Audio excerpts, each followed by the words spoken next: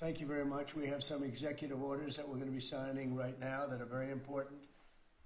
They're really redos from some horrible mistakes made by Biden and his group, and we're changing them back so that we can lead a normal life, a good life, and they're actually very important. And from the standpoint of lifestyle, they're very important. So I'd ask Will to maybe explain them, and we'll ask some of our congressmen and senators to say a few words, please.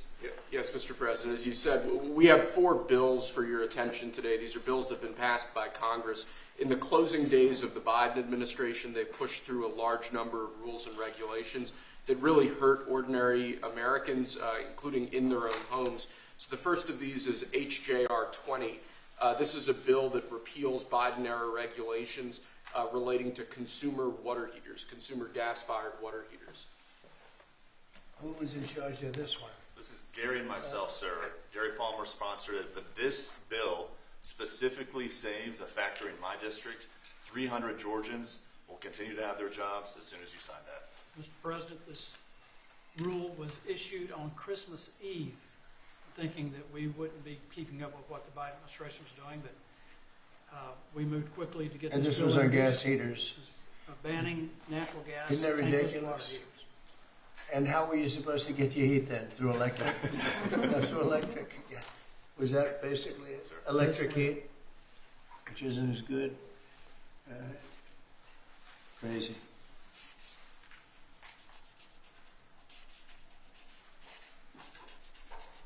You Gary, hold that up. Brian, hold that up. You guys were great. Thank you, Mr. President. No sense, just no sense. But in addition to that, you have a lot of workers that lose their job, right? Yes, sir. Right. 300 workers Crazy. saved because of you. Good, thank you. Thank It's you. an honor. There's the Golden Dome, by the way, if you're interested. There's the Golden Dome. That'll save all your lives someday, maybe. Okay, good. Thanks, Brian. You hold it up. Yes, sir. Next, Mr. President, we have House Joint Resolution 24. This is the same basic idea, but this relates to walk-in coolers and freezers and other refrigeration devices. Again, last-minute Biden-era regulation that hits ordinary Americans hard. And what did they do? They put increase the speak to energy this. efficiency requirements for walk-ins, coolers, and freezers, and therefore putting an undue burden on businesses across the country.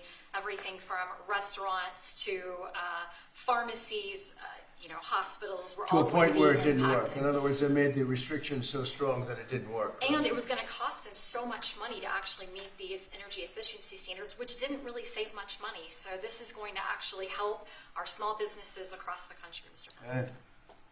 Right.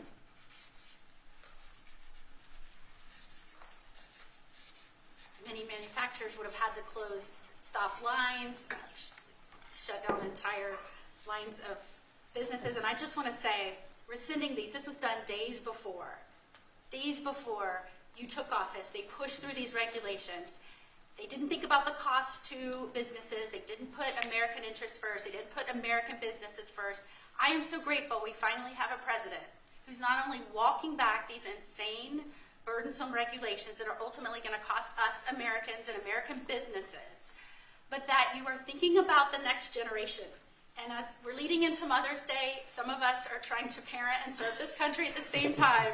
Thank you for welcoming my son, who's 15, with his mother serving, watching what we're doing for him and generations to come. You are making this country stronger for them. Thank you. Thank you very much. Good luck, right? Take care of your mom.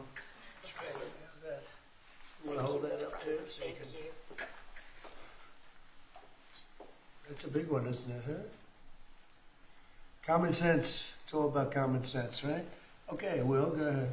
Next, sir, this is House Joint Resolution 42. Again, this is a rescission of a Biden-era regulation, in this case relating to energy conservation standards for household appliances and certain consumer products.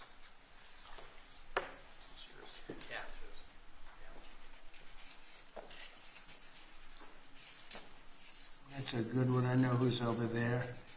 I know who did this. Explain that, please. Sure. Look, this is helping fight inflation because the cost of your the burden on appliance manufacturers is going to drive up the cost of them producing household products, which means that when you go buy a washer, dryer, any appliance, it was going to drive up the cost for consumers. It reduces consumer choice. But in the bottom line, we've been trying to fight inflation. This fights inflation. This takes the cost out of producing these products that Americans need every day. And when you add all this up, it's one regulation here, one regulation there. They always say it's de minimis, but when you add it all up, it costs a lot to American consumers, and this is fighting back. And it's not as good. And it's not as good. Not nearly as good, not nearly as efficient, and more costly. Other than that, it's wonderful. Thank you, Great Mr. job. President. Thank you very much. Great. Fantastic. Okay. And lastly, sir, we have House Joint Resolution 75. Again, this is a rescission of a Biden-era regulation, in this case relating to energy standards for commercial refrigerators, freezers, and refrigerator freezers. Do you have the sink one in here? The sinks and shower heads?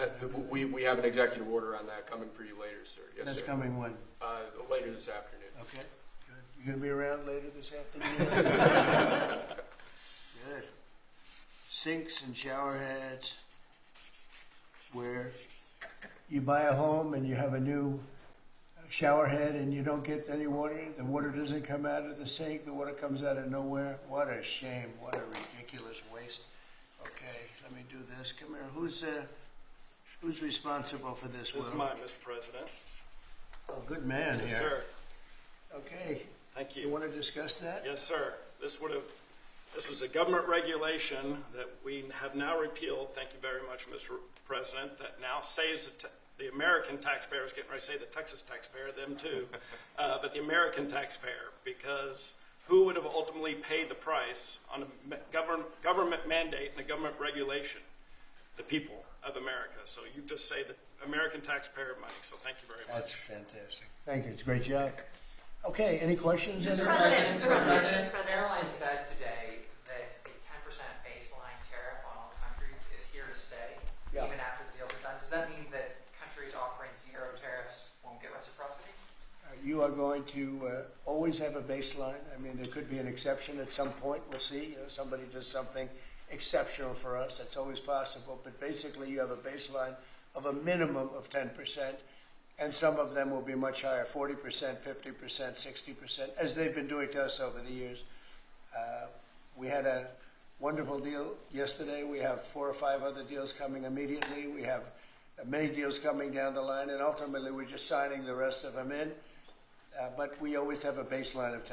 And then specifically on the possibility of an increase in taxes on wealthier Americans, what do you say to conservative Republicans who argue that this is an increase on small business owners? Well, what we're doing is we're actually, if we ever did that, it would only be, and from what I hear, people would love to do it, rich people. I would love to do it, frankly, but what we'll do is that, they'll go around saying, oh, this is so terrible. What you do it is you're giving up something up top in order to make people in the middle income and the lower income brackets save more. So it's really a redistribution.